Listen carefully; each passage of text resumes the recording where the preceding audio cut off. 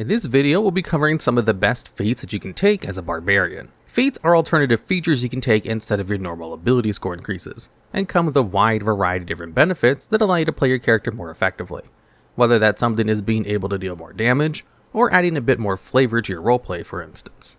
They can also be great ways to reward your players for resolving quests a special way, or handed out for lore reasons, assuming you aren't giving away some of the stronger, more overpowered feats. Starting off at number 10, we have the Slasher feat from Tasha's Cauldron of Everything. This feat grants you +1 in your choice of either strength or dexterity to a maximum of 20. Lets you reduce the speed of a target creature you hit with an attack that deals slashing damage by 10 feet until the start of your next turn, once per turn. And imposes disadvantage on all creatures' attack rolls until the start of your next turn, whenever you score a critical hit while dealing slashing damage.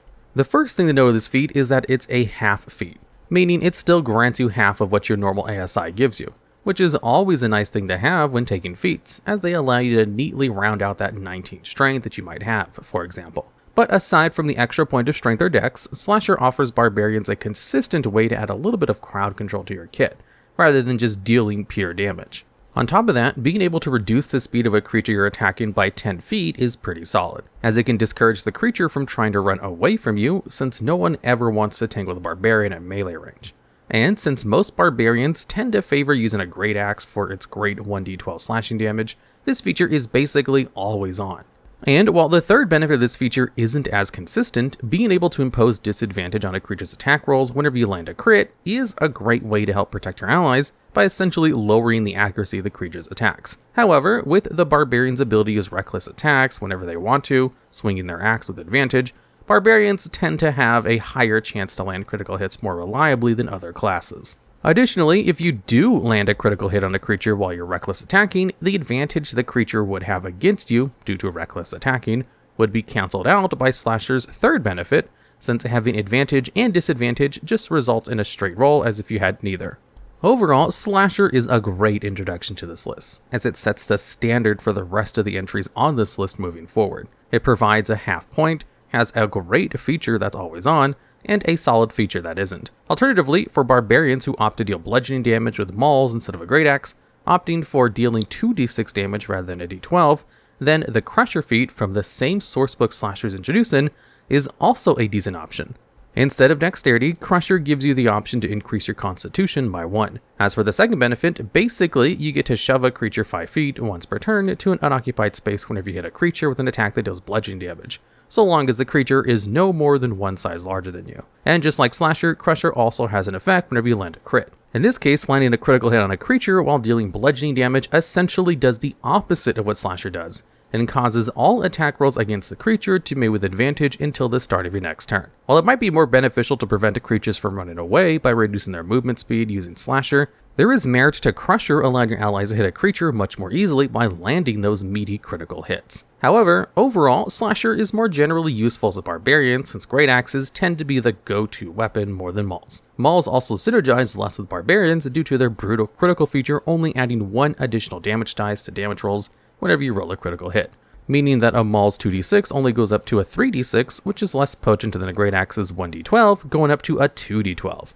Plus, shoving a creature 5 feet isn't very helpful, since you pretty much always want to be in an enemy's face, unless of course that creature is next to an edge or a cliff, in which case there is some potential for funny shenanigans with Crusher. But due to Slasher's overall usefulness and flow of the Barbarian's kit, it takes number 10 on this list over Crusher. And at number 9, we have Polearm Master from the Player's Handbook. This feat grants you 2 benefits while using very specific weapons. The first benefit requires you to wield a glaive, a halberd, quarterstaff, or spear, while the second benefit requires you to wield one of the aforementioned weapons with the pike included into this mix. As for what benefits you're provided with, the first part of this feat allows you to make a bonus action weapon attack with the opposite end of the weapon you're attacking with whenever you take the attack action. This bonus attack deals 1d4 plus whatever modifier you're using for the weapon's primary attack as bludgeoning damage. Meanwhile, the second part of this feat adds an additional way for enemies to provoke opportunity attacks from you by virtue of them moving into your weapon's reach rather than just leaving it.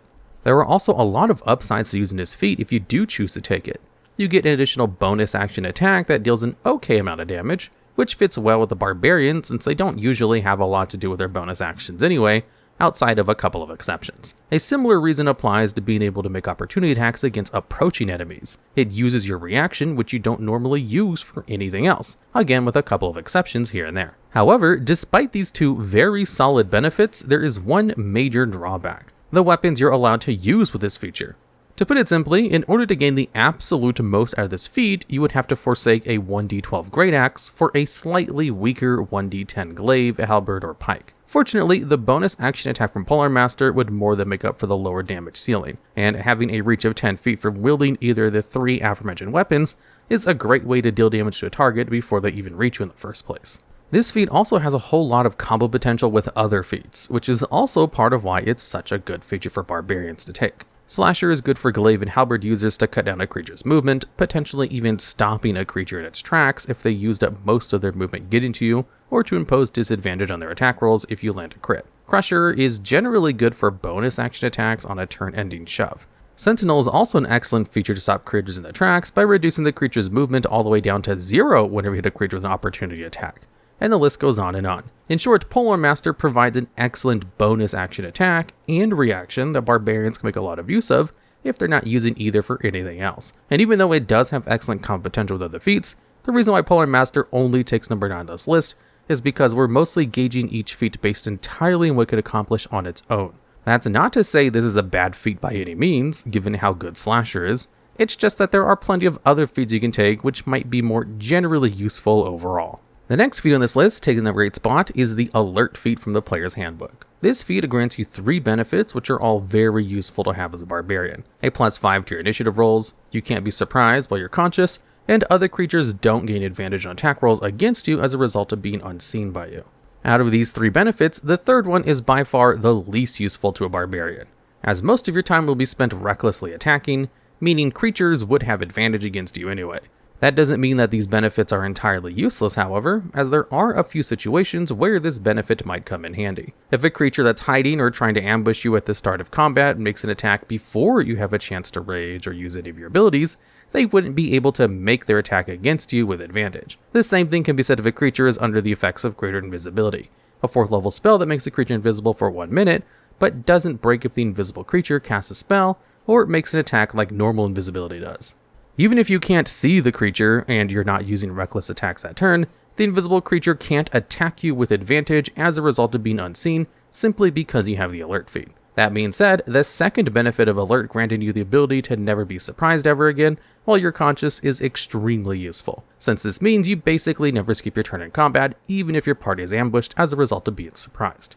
Surprise is technically a condition, though not properly classified as one, that creatures gain whenever they fail a roll to foresee an enemy ambush before combat starts and initiative is rolled. A surprised creature basically skips their first turn, losing the surprise condition at the end of that turn.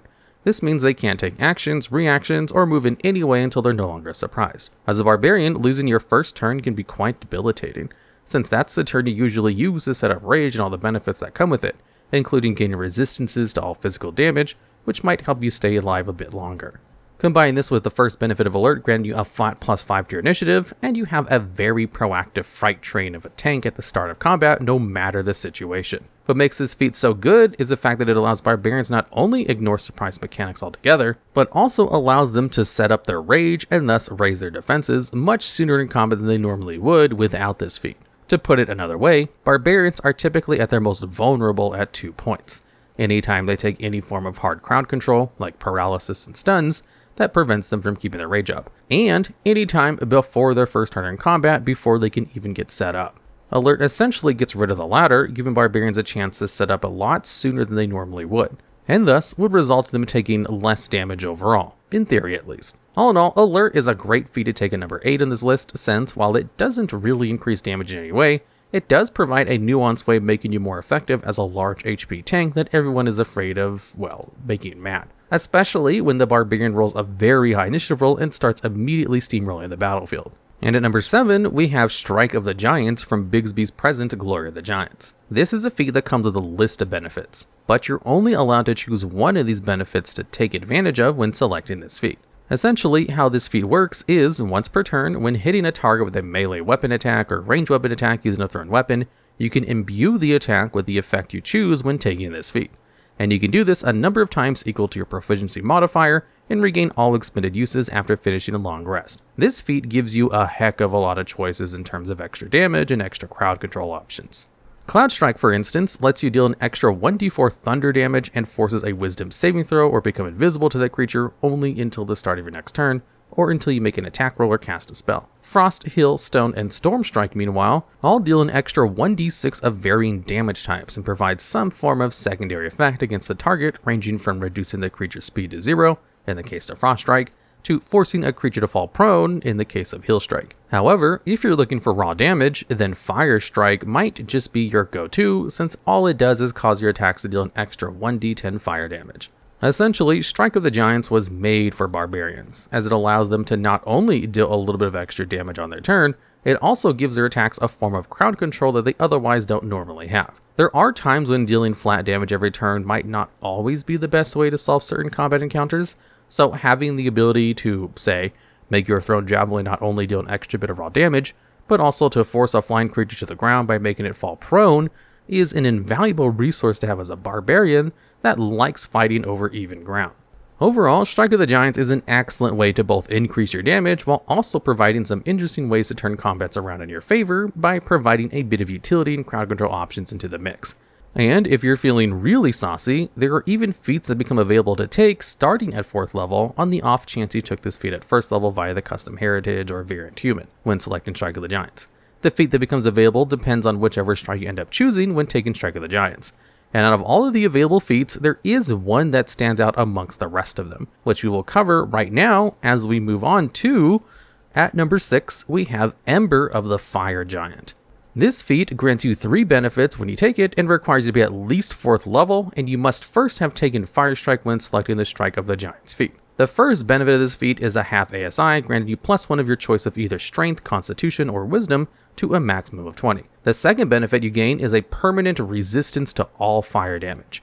And the third benefit, Searing Ignition, essentially boils down to gaining the ability to, proficiency times per long rest, forego one of your attacks whenever you take the attack action on your turn, and emit a fiery plume of magical flames against all enemies of your choice within a 15-yard radius sphere centered around yourself. Creatures hit by these flames take fire damage equal to 1d8 plus your proficiency bonus and blinds them until the start of your next turn, but will only take half damage if they succeed and not be blinded. Barbarians aren't typically known for their AoE potential, so being able to not only deal fire damage to everything within 15 feet of them once per turn, but also have the potential to blind those creatures, resulting in those creatures having disadvantage in all attack rolls they make, while attack rolls against them have advantage, is pretty good. Blinded creatures also fail any ability check that requires sight, which isn't as important but still worth noting. And while it's not explicitly stated, blinded creatures also can't take reactions which require sight, which can include opportunity attacks since they require you to see the creature leaving your reach. Ember the Fire Giant also has a bit of extra scaling as you level up, scaling with your proficiency bonus to a maximum of +6 at 17th level, which can help it keeping this feat relevant throughout all tiers of play. Overall, Ember the Fire Giant is a great feat to take if you're looking for a solid AoE option, as well as a way to inflict status conditions all at the same time. And since Searing Ignition allows you to replace one of your attacks, you can still strike a nearby enemy with your second attack to apply your Fire Strike as a treat. That being said, however, there are 2 major downsides to this feat. The first downside is the fact that Searing Ignition deals fire damage, which is one of the more resisted types of damage in the game. The second downside is the fact that you do have to commit 2 feats total in order to gain this benefit, which is why Ember the Fire Giant can't be any higher in this list, but still retains a higher spot by virtue of being so good that the 2 feat investment might be worth it, just for the ability to inflict damage to multiple enemies and potentially blind them. And zooming into number 5 spot on this list, we have the Mobile feat from the Player's Handbook. This feat grants you 10 extra feet of movement, allows you to ignore difficult terrain, costing extra movement when using the dash action, and prevents you from provoking opportunity attacks from enemies you attack for the rest of the turn, regardless of whether you hit or miss with those attacks. Having an extra 10 feet of movement is always good, no matter who takes it, but is especially good in Barbarian since it complements their fast movement feature at 5th level, which also grants a Barbarian an extra 10 feet of movement, so long as they aren't wearing heavy armor, for a bare minimum of 50 feet of movement for most races. Since Barbarians like to be in the face of their enemies at all times, having such a huge boosted movement can do wonders in helping them lock down enemies that are either trying to keep their distance or trying to retreat. The second is also pretty good if a creature tries to lock down your movement by creating difficult terrain, which still doesn't solve the problem of needing to use a dash action in order to gain this benefit, but you'll at least be able to quickly close the gap between you and that creature if they think anything less than 100 feet is a safe enough distance between them and an enraged barbarian if nothing else. As for the third benefit, this effectively allows you to divide your attention across multiple targets by letting you attack a creature right next to you, and then make your way to another creature that's probably 20 feet away from you, without having to worry about provoking an opportunity attack from the creature you just hit. Or you can simply just use this feat to swing at a creature at close range and retreat out of their effective range, forcing them to either switch targets or use the dash action to catch up to you. Both are great options, but neither are particularly barbarian worthy, since you'll want to be in your opponent's face most of the time anyway. However, if you're low on hit points or just want to play a hit and run strategy with the enemy, then you'll make great use of this feat regardless. There aren't really any downsides with taking this feat, since all of the benefits you gain are pretty generic, all things considered. That being said, mobile takes number 5 spot on this list because, while it does help barbarians cover their weaknesses of not having mobility, the other benefits tend to be too situational to really be of any use under normal circumstances, unlike other entries on this list. And even then, just being able to add a flat +10 to your movement speed is strong enough to keep mobile high on this list regardless. And at number 4, we have the Tough feat from the Player's Handbook. This feat has a simple effect of granting you an extra 2 hit points whenever you level up, and retroactively increases your maximum hit points by an amount equal to twice your level. What this means is that by level 20, your max amount of hit points will end up being 40 points higher than it would be without this feat. This is another one of those feats that technically benefits everyone, regardless of whoever takes it. But for barbarians, having a high enough amount of hit points can be quite intimidating for your DM to see, especially considering how hard barbarians are to take down normally. Barbarians have the highest hit die in the game, being a d12. So even a barbarian with a decent investment in constitution will most likely have a considerable amount of hit points to burn through over the course of combat. And since a lot of common enemies deal any kind of physical damage, a barbarian with a high enough hit points is a struggle to take down through brute force alone, since they can already resist all physical damage types while raging. And if you really want to be mean to your DM, you can take this feat as a totem warrior barbarian, choosing the bear spirit for the totem at 3rd level, to gain resistances to all damage types that aren't psychic, to make reducing your barbarian's hit points to 0 through traditional means a non-option essentially. You can also further ruin your DM's day by rolling a bear totem barbarian as either a Kalishtar or even a Githzerai or a Githyanki, so that then you can also resist psychic damage, further making damage a non-option for your DM to attempt. To put it another way, the reason why Tough is so powerful in barbarians is because the hit point increase is essentially doubled against any damage types a barbarian resists, since the more hit points means the more damage the enemy has to deal to bring you down. Basically, if you have 100 hit points and resist all physical damage, the enemy would have to deal a total of 200 points of damage to bring your hit points down to 0, rather than 100. If your hit points are increased by 40 to 140, then the enemy now has to hit you with 280 total points of damage in order to bring you down. In short, barbarians make much more effective use of Tough than most other classes, simply due to their innate resistances complementing this feature. That, along with the fact that making an already high HP tank even tankier, is why Tough takes such a high spot on this list, since its usefulness can range from being almost essential to being a win more type of feat. So don't be surprised if your DM starts throwing out a bit more CC your way just to make things more even. And at number 3, we have Gift of the Chromatic Dragon, a feat introduced in Fizban's Treasury of Dragons. This feat grants you 2 benefits in the form of abilities called Chromatic Infusion and Reactive Resistance. Chromatic Infusion allows you to, once per long rest, use your bonus action in order to infuse a simple or martial weapon you touch with the power of acid, cold, fire, lightning, or poison for 1 minute, increasing the damage you deal by 1d4 of the selected damage type every time you hit. Reactive Resistance, meanwhile, allows you to use your reaction a number of times per long rest equal to your proficiency bonus to gain resistance to acid, cold, fire, lightning, or poison damage whenever you take that type of damage, but for that instance of damage only. Being able to grant yourself resistance to 1 to 5 damage types whenever you take damage is really good, even if you can only do it once per turn, since barbarians are reaction starved enough that reactive resistances doesn't interfere with your normal game plan. However, the more useful options of the 2 abilities you learn from Gift of the Chromatic Dragon is definitely Chromatic Infusion. Essentially, you deal at least an extra 2d4 damage of whatever chosen damage type you selected with this ability per round, assuming both of your attacks hit, and you have no other attacks that you can make. While technically a Polearm Master does grant you more damage overall as a bonus action, Chromatic Infusion also has no restrictions on what weapons you can infuse, so you can use this feat with a Great Axe with no problems at all. And even if you do have a Polearm Master, this feat can still combo with the bonus action attack from Polearm Master, basically allowing you to do an extra 3d4 damage rather than 2d4, since the bonus action attack will still count as you hitting with that weapon. Overall, Gift of the Chromatic Dragon is incredibly useful in Barbarians, because it is one of the few ways to grant yourself a flat boost in damage whenever you need it, while also providing some minor defensive benefits to make yourself a little harder to take down. As for why this feat only takes number 3 in this list, it's mostly because you can't really use Chromatic Infusion anytime you want, since it's limited to once per long rest.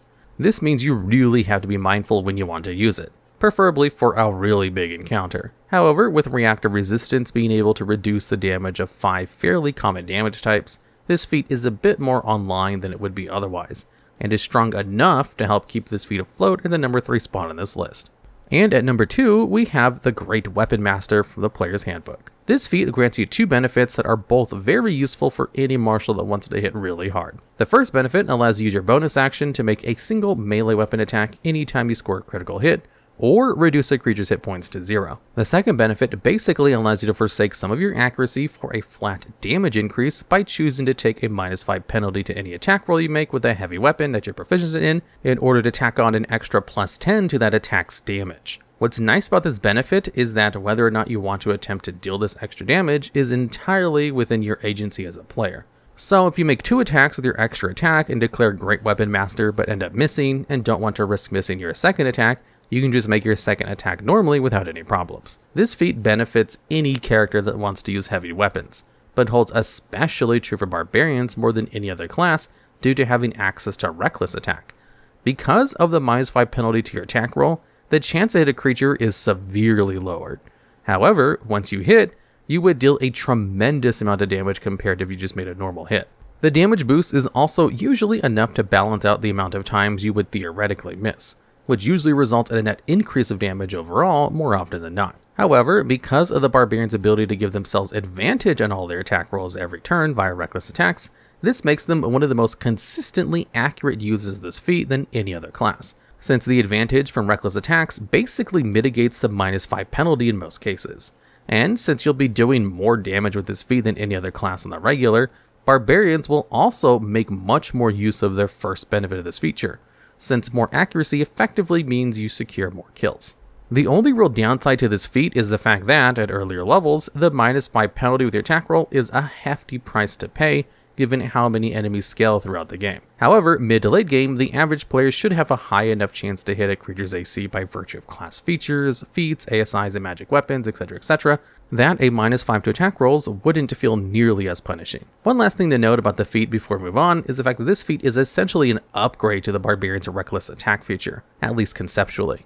Basically, because reckless attack grants you advantage on all your attack rolls while also granting creatures advantage against you, this creates a sort of high-risk, high-reward type of gameplay style, where you ensure that all your attacks land and increase your critical hit damage while providing the same to your enemies, resulting in you taking more damage than you normally would. What Great Weapon Master does to reckless attack is it turns this style of gameplay into a more low-risk, high-reward situation, since an extra +20 damage for hitting both your attacks is brutal. It makes using reckless attack feel much more rewarding overall, which is why Great Weapon Master takes number 2 on this list. And at number 1, we have the Sentinel feat from the Player's Handbook. This feat grants you 3 benefits, which are all very solid. The first benefit allows you to reduce a creature's speed to 0 for the rest of the turn whenever you hit that creature with an opportunity attack. The second benefit allows you to make opportunity attacks against creatures leaving your reach regardless of whether or not they've used the disengage action.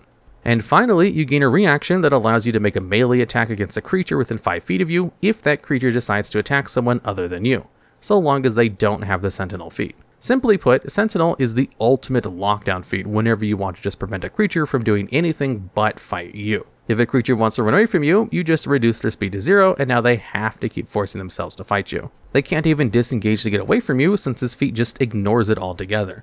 And if they dare try to attack someone else, you can just punish them for that. Essentially, what this feat does is it allows you to effectively control the battlefield in a way no other feat in this list really can, unless they have any way to leave your reach that doesn't include the disengage action. such as by teleporting or having something like the flyby trait that makes some flying creatures be able to leave reach without opportunity attacks. But unless your DM starts giving every enemy abilities that allow them to move out of range without provoking opportunity attacks, Sentinel is basically always on in most parts of combat, and complements the Barbarian's playstyle of wanting to be in everyone's faces by forcing the creatures to do just that. If there's a ranged attacker close enough for you to walk or dash to, you can prevent that creature from being useful in combat altogether, since they either have to make their range attacks a disadvantage due to there being a raging Barbarian ready to smash their face in within 5 feet of them, switch to a less effective weapon to try to fight with the Barbarian, or they can attempt to move and risk getting punished with an opportunity attack and having 0 movement speed for the rest of that turn. And this strategy can work with other creatures too, since even melee-based creatures might not want to deal with the Barbarian that is resisting all their attacks and making their lives hell by just existing near them. But what really makes Sentinel pop out as the ultimate feat is its combo potential with other feats like Polearm Master, which allows you to make opportunity attacks against creatures entering your reach, which can stop creatures in their tracks before they can even get to you if you're using a glaive, halberd, or pike. However, even without any sort of special combo, Sentinel is such a powerhouse of a feat that it takes number 1 spot on this list, simply because of how much impact it has to not just Barbarians, but any character that prefers a rush-down approach to combat. Alright, and that's the list. Are there any feats you think we may have missed, or have any ideas for future videos just like this one? If so, let us know down in the comments below.